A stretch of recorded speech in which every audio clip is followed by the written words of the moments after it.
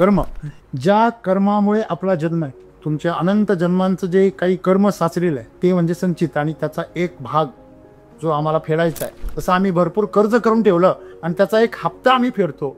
तो हप्ता फेडण्यासाठी आम्हाला जो कालावधी मिळतो तो कालावधी म्हणजे एक जन्म. मानव अधोगतीला चाललेला आहे. का बरं? कारण मानवाला दिलेलं, या प्रकृतीने दिलेलं स्वतंत्र. कर्म म्हणजे क्रिया नाही. एखादी क्रिया घडली, हृदय धडधड करते, ती पण एक क्रिया आहे, पण ते कर्म नाही. कुठलीही क्रिया तुमच्या जीवनामध्ये घडते, ती जर प्राकृतिकपणे घडत असेल, सहजपणे घडत असेल, तर कर्म तयार होत. तुम्ही एखाद्याची हत्या जरी केली तरी कर्म बनत. पण कधी जर ती बाळबोध असेल, तिच्या मागे कुठलाही हेतू नसेल, हे कर्म जे आहे ते संकल्पनेमुळे घडतं. संकल्पना, तुमची कल्पना नसेल, तुमचा संकल्प नसेल, त्याच्या पाठीमागे काहीतरी हेतू नसेल, मग तो चांगला किंवा वाईट हा मुद्दाच नाही. तुम्ही चांगला हेतू ठेवला तर पुण्य घडतं, वाईट हेतू ठेवला तर पाप घडतं, मग दोघं पण भोगावं लागतं. ते पण कर्मच आहे. हेतू तुम्ही चांगला ठेवा नाही तर वाईट ठेवा. चांगला आणि वाईट ठरवणारे तुम्ही आहे. कोण? तुमचं जीवन या प्रकृतीचा एक भाग बनलं पाहिजे. तुमचं काम तुमच्या जीवनाचा एक भाग बनलं पाहिजे. त्याच्या पाठीमागे हेतू नको. हे अज्ञानपण आहे. तसं हे जे ब्रह्मांड आहे, या ब्रह्मांडामध्ये आमचं एक छोटंसं अस्तित्व आहे. आम्ही जेव्हा स्वतःला त्या ब्रह्मांडामध्ये विरघळवून टाकतो तेव्हा आम्ही ब्रह्मांड बनतो. जीवन हे प्रेडिक्टेबल नाही, ते अनप्रेडिक्टेबल आहे आणि त्याच्यामध्येच आनंद आहे. कर्म आणि धर्मामध्ये काय फरक आहे? धर्म म्हणजे प्रकृतीच्या नियमाने चालणं, प्रकृतीच्या मर्जीने चालणं. या ईश्वराच्या या पूर्णपणे विश्वामध्ये आपण एक घटक म्हणून जगणं, आपली भूमिका पार पाडणं म्हणजे धर्म आहे. आणि तुमच्या मर्जीने करणं म्हणजे कर्म आहे. कर्म जे आहे ते आम्ही निर्माण करतो, प्रकृती कर्म निर्माण करत नाही. जर प्रकृतीचा कर्म जर आपण त्या कर्मात सहभागी झालो, आपला कुठलाही संकल्प नाही ठेवला, तर ते धर्म बनतं आणि धर्म माणसाला उन्नतीकडे घेऊन जातो. आज आम्ही हे लक्षात ठेवलं पाहिजे की संदर्भात सहित जगणं, संकल्प करणं हे तुमच्या पुढच्या जन्माची तयारी करा.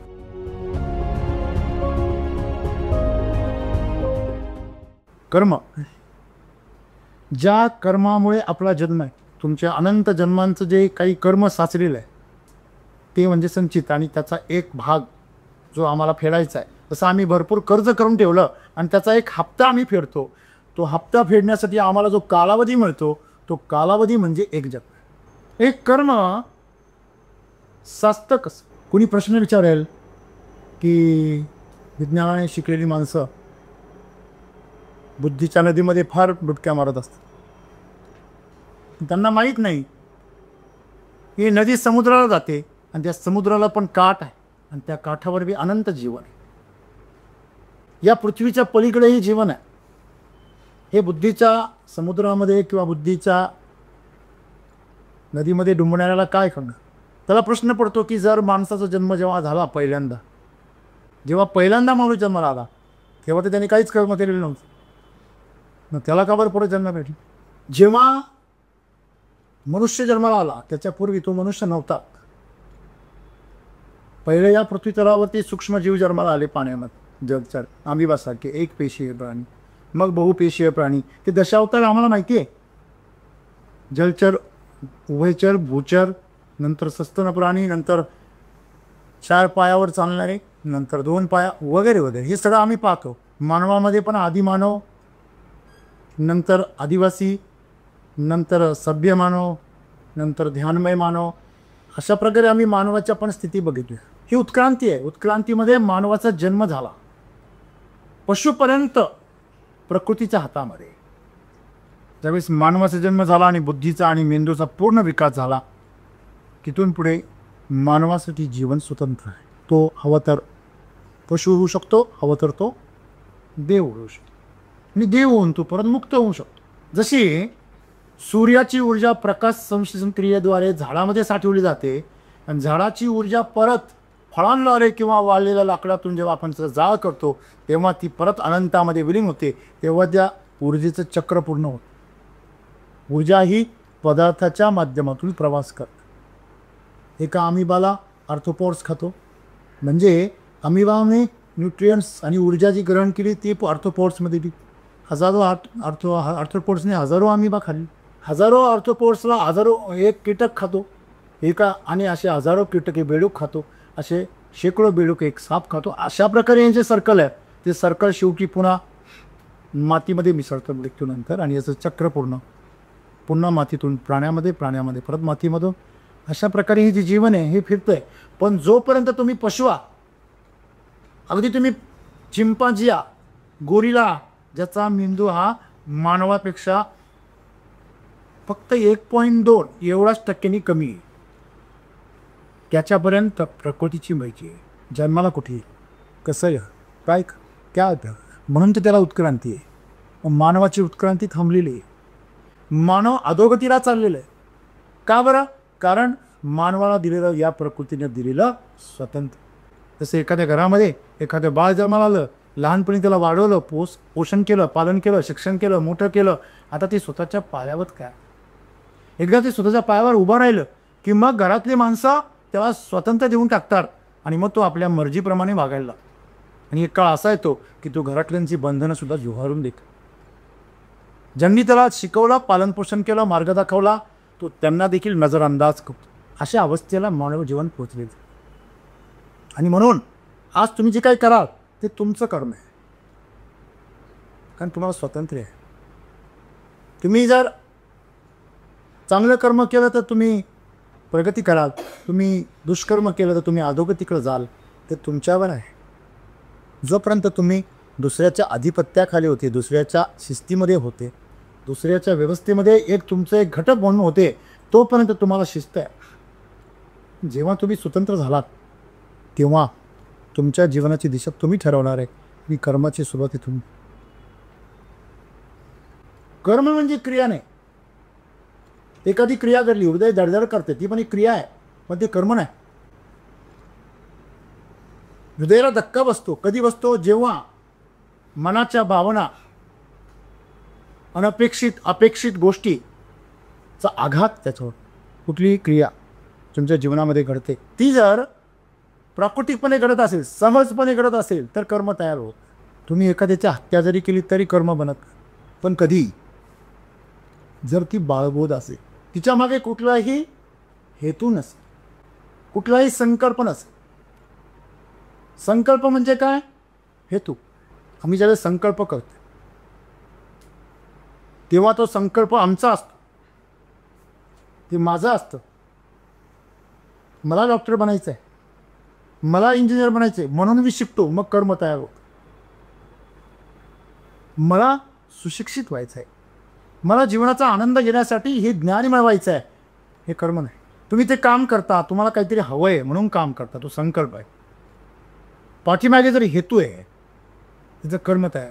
मी नेहमी गमतीने सांगत असतो, एखाद्या सुंदर स्त्रीकडे, मुलीकडे, पुरुषाकडे आपण जेव्हा बघतो, त्याच्यामध्ये कुठलंही पाप नाही आणि कर्मही नाही.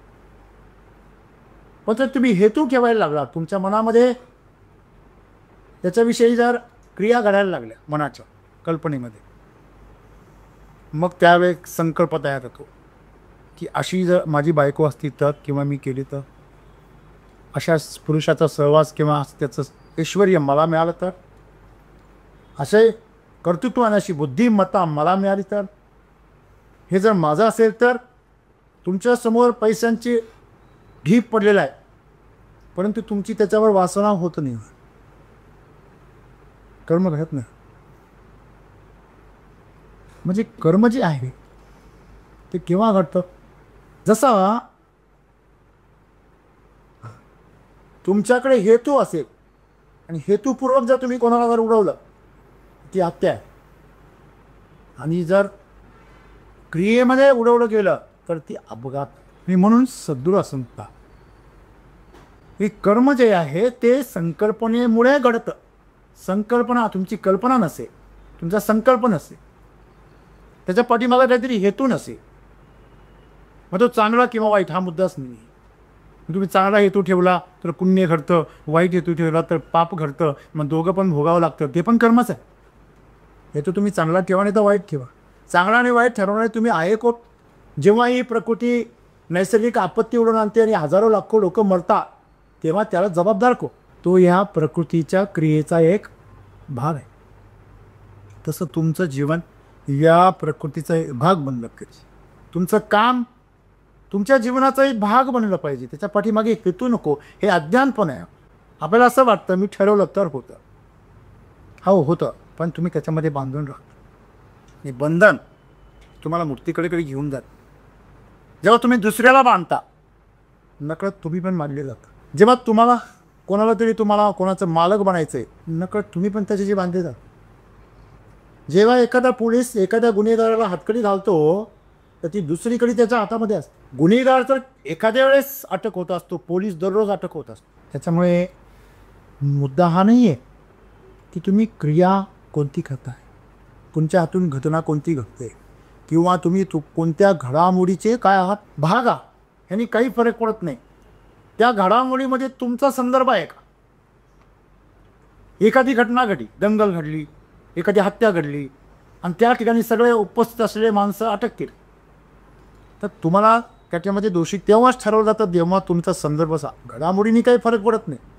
संदर्भ सहित असेल तर मग स्पष्टीकरण द्यावं लागतं. कर्म जे आहे माणसाला बांधून ठेवतं, तेव्हा ती कर्म घडतं. बरं, कर्म बांधून ठेवल्यानंतर संकल्पातून जर निर्माण झालं तर चांगलं आहे ना. कर्तृत्व केलं, मग कर्तृत्वाच्या पाठीमागे अहंकार आहेत, कमी के तुम्हीच करताय, तर मग तुम्हाला पुन्हा पुन्हा का नाही करताय?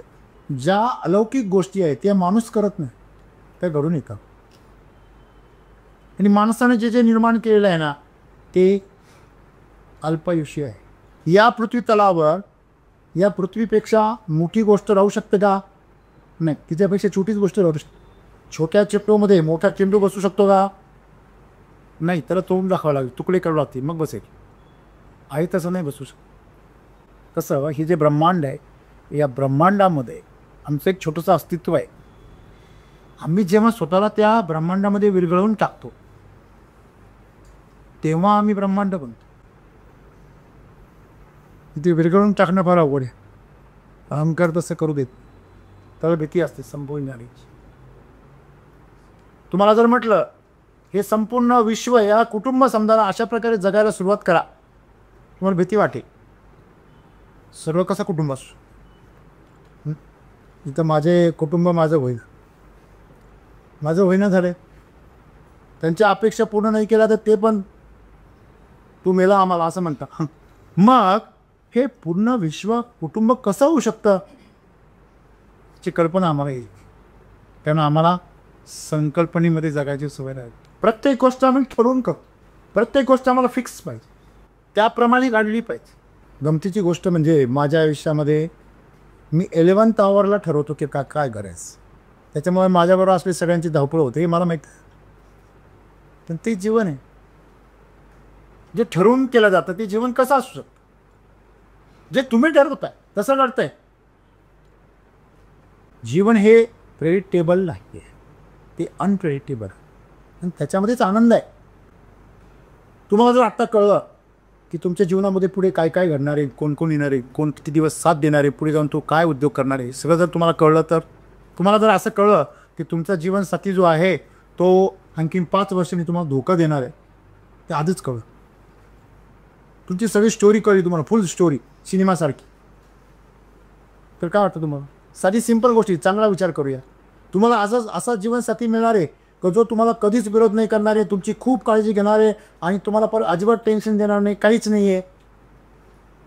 तुम्हाला आत्ताच टेन्शन बोरिंग होऊन जाईल. तू माझ्याशी कधी भांडणार नाही, दररोज माझी काळजी घेणार, कधी बोल मला तू बाबा जा ना दुसरीकडे जरा थोडासा, मला एकांत मिळू दे ना. एवढा बडा पागळपणा असतो का? मला पण काहीतरी प्रायव्हसी पाहिजे ना यार. सारखा चिकटलेला असतो. आईला सुद्धा लेकरू कधी कधी कंटाळतं, ती त्याला झिकारते, बाहेर जा ना बाजूला. हां, आता काय तुझं दूध प्यायचं वय आहे का? हां, जा ना, ग्लास तुला पिता ना दूध. आता तू स्वतः पिऊ शकतो ना, खाऊ शकतो, पोळी भाजी खाऊ शकतो, कशाला आता माझ्यावर अवलंबून राहतो? ती सुद्धा त्याला दूर काही. प्रकृतीचा हा नियम आहे. ह्या सगळ्या प्रक्रियांमध्ये प्रत्येक ठिकाणी आपल्या एक एक वेगवेगळी भूमिका आहे. त्या भूमिकेमध्ये आपण स्वतःला जर सोडून दिलं तर प्रकृती तुमच्याकडून ते करू. आपण जर स्वतः करायला लागलो, आपण जर एवढं ज्ञानी असतो, मग आपण ठरवलं असतं कुठे जन्म घ्यायचा, तिथून सुरुवात केली असती ना. पण आमच्या ते हातात नाही. का नाही? कारण आम्ही जागृत नाही. आम्ही कर्माने बांधले गेलेलो आहोत. जेव्हा आपण हॉस्टेलमध्ये असतो तेव्हा तिथल्या नियमांनी बांधलेलो असतो. 7च्या आत आतमध्ये एक प्रकारचा तो एक गोड तुरुंग आहे. तुरुंग आहे पण गोड आहे, सोन्याचा तुरुंग आहे, तुरुंगच आहे. जेव्हा घरी येतात मुलं, घरी काय असतं? स्वातंत्र्य असते. हा स्वातंत्र्य ही माणसाची गरज आहे. आणि म्हणून या शरीरामध्ये अडकून पडणं किंवा एखाद्या नात्यात अडकून पडणं किंवा एखाद्या घटनेत अडकून पडणं, एखाद्या गोष्टीमध्ये अडकून पडणं, हाच माणसाचा मृत्यू आहे. त्याला सक्ती तिच्या जीवनामध्ये उबकत आहे. मग ही जी सक्ती आहे ती सक्ती कर्माला जन्म देईल. असंच पाहिजे, मग कर्म तयार. एखाद्याबद्दल आपल्या डोक्यामध्ये काहीतरी विचार करणे हे कर्म आहे. तुम्ही कोण आहे? तुम्ही भाग्यविधात्या.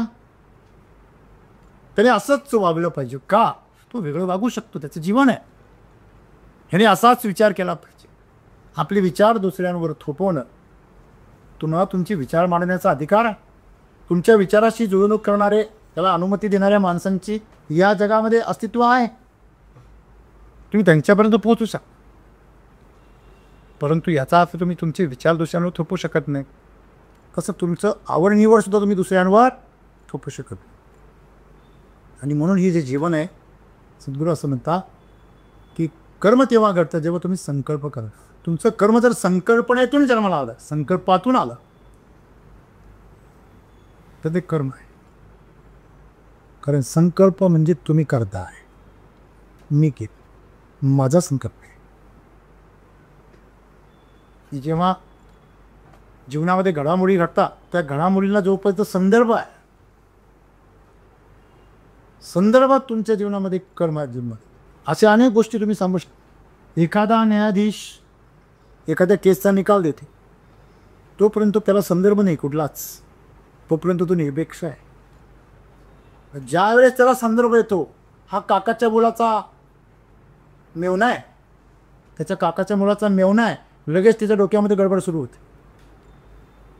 त्याला वाटतं याला वाचवावं का, त्याला वाटतं याला सॉफ्ट कॉर्नर द्या. आणि तो जर स्वतःचा मुलगाचा असेल तर गुन्हेगार म्हणून, मग तो कायद्यामध्ये पळवाटा शोधायला लागतो, की या कायद्यामध्ये अभ्यास करतो, की या कायद्यामध्ये या माझ्या मुलाला मी सोडवू कसा शकतो. मग तो अनेक तज्ज्ञांचा सल्ला मसलत करतो आणि कायद्याची पळवाट काढण्यासाठी. इथं हेतू आहे, इथं संदर्भ आहे. मग या संदर्भाने तो जे जे कर्म करेल की त्याचं प्रारब्ध बघेल. पण जर मुलगा असो तर कोणी असो, माझ्यासाठी सगळे सारखे आहे असं जेव्हा होतं, तेव्हा ते जे कर्म आहे ते कर्म बने, ते धर्म. कर्म आणि धर्मामध्ये काय फरक आहे? धर्म म्हणजे प्रकृतीच्या नियमाने चालणं, प्रकृतीच्या मर्जीने चालणं. या ईश्वराच्या या पूर्णपणे विश्वामध्ये आपण एक घटक म्हणून जगणं, आपली भूमिका पार पाडणं म्हणजे धर्म आहे. आणि तुमच्या मर्जीने करणं म्हणजे कर्म आहे. एखाद्या नाटकामध्ये एखादं पात्र तुम्हाला मिळालं, तुम्ही दिग्दर्शकाच्या आदेशाने तुमचं अभिनय करता, तो धर्म आहे. जेव्हा त्याच्यामध्ये तुम्ही स्वतःचं मर्जी डालता तेव्हा ते कर्म होतं. आणि कर्म बनण्याचा तोटा असा आहे की कर्म हे तुमच्यामध्ये एक तर जमा करतं आणि एक तर खर्च दाखवतं. व्यवहार सुरू होतो, हिशोब सुरू होतो. आणि जेव्हा हिशोब सुरू झाला की तुमची मर्जी संपून जा, मग त्या हिशोबाप्रमाणे व्यवहारचा. तुम्ही कुठल्या तरी व्यवहारात अडकला तर व्यवहार पूर्ण झाल्याशिवाय तुमची मुक्ती नाही. म्हणजे व्यवहार नाही घडला पाहिजे. संत कबीर म्हणतात, ही जो चदरिया मिली आहे ना, जू की त्यू कर दिनी. जू की त्यू म्हणजे काय? जशी घेतली तशीच्या तशीच परत दिली. एखादी वस्तू तुम्ही आणली, त्या वस्तूचं तुम्ही नुकसान करून दिलं तर काय होणार आहे? हां, तुमचं नाव खराब हो, तो तुमच्याकडून भरपाई मागणार आहे. गाडी रिपेअर करून दे. आणि जर तुम्ही त्या गाडीला नवीन काही खर्च केला तर त्याच्यावर तुमचं कर्जानं उपकार होणार आहे. ह्या दोन्ही गोष्टी पण चुकीचे. त्याला जास्त पेट्रोल भरून दिलं ते पण चुकीचं आहे, आणि त्याच्या गाडीचं नुकसान केलं ते पण चुकीचं आहे. या दोन्ही घटनांमध्ये व्यवहार सुरू होणारे, कर्म सुरू होणारे. तुम्हाला तुमचं कर्म करावं लागेल. त्याच्याकडे तुम्हाला परत त्याची गाडी घ्यावी लागेल ताब्यामध्ये. कशा करता? रिपेअर करणं कर, किंवा तुम्हाला त्याची गाडी परत वापरायला लागणार आहे का, तुम्ही त्याच्यावर काय केले, उपकार केले. तुम्हाला इच्छा नसेल तर बळच देणार तुम्हाला, नाही बाबा तू माझ्यासाठी घेऊन जा. त्याला माहिती आहे हा नेल्यावर पेट्रोल टाकू जास्त, घेऊन जा, पण पाहिजे गाडी घेऊन जा, तुझी ठेव गाडी, माझी घेऊन जा. हॅलो, असं होतं की ना. आणि मग आपण हे लक्षात ठेवायचं, कर्म जे आहे ते आम्ही निर्माण करतो, प्रकृती कर्म निर्माण करत नाही. जर प्रकृतीचा कर्म जर आपण त्या कर्मात सहभागी झालो, आपला कुठलाही संकल्प नाही ठेवला, तर ते धर्म बनतं. आणि धर्म माणसाला उन्नतीकडे घेऊन जातो, माणसाला दैवत्व देतो. आणि देवत्व होण्याची शक्ती काय आहे, तुमच्याकडे दिव्य शक्ती प्राप्त होतं. आणि दिव्य शक्ती प्राप्त झाल्यानंतर माणूस नाही तिथं देव बनतो, तुम्ही देण्यालायक होता. आज आम्ही नुसतं हाच पसरले सारखे भिकाऱ्यासारखे इकडे तिकडे मागतो. सम्राट आहात, मी भिकाऱ्यासारखे काय ना, तुम्ही दिलं पाहिजे. या जीवनाचा वापर करून द्यायला शिका. देव बा याकरता देव दे. म्हणून ते ज्ञान असेल, तुमच्याकडची कमाई असेल, पैसा असेल, मेहनत असेल, ऊर्जा असेल, वेळ असेल, तुम्ही देऊ शकता. असं एवढंच यामागचं सूत्र आहे. आणि तुम्ही देऊ शकता तरी पण भिकाऱ्यासारखे मागता. म्हणून सद्गुरूंना तुमची दया येते आणि ते म्हणता, संकल्प सोडून द्या, कर्म घडणार नाही. संदर्भ सोडू नका, घडामोडी ज्या आहे त्या कर्म निर्माण करणार. तुमच्या जीवनामध्ये ज्या काही घडामोडी घडतात, तुमच्यावर कोणीतरी आरोप कर, तेव्हा तुम्ही तो आरोप खोडण्याचा प्रयत्न करता. तुम्ही जर त्याचे आरोप तसेच ठेवले, तुमचं तुम्ही काम करत राहिला, तर कर्म घडत नाही. हाथी चले बीच बाजार, कुत्ते भोके हजार, उसी क्या फरक नाही पडता. त्याच जागेवरच्या दुसरं कुत्रं असलं तर त्यांनी भाव केलं तर हे भाव करतो. त्याचा जर 50चा भाव असेल तर त्याचा 100चा भाव, असं हे म्हणजे संघर्ष सुरू होतो. जर तुमचं कर्म करण्याची वृत्ती नसेल, संकल्प आणि संदर्भ नसेल, तर समोरच्याचं आक्रमण सुद्धा गळून पडते. काय छत्रपती शिवाजी महाराज हे त्याचं उदाहरण, अर्जुन हे त्याचं उदाहरण. म्हणून आज आम्ही हे लक्षात ठेवलं पाहिजे की संदर्भासहित जगणं, संकल्प करणं हे तुमच्या पुढच्या जन्माची तयारी करा.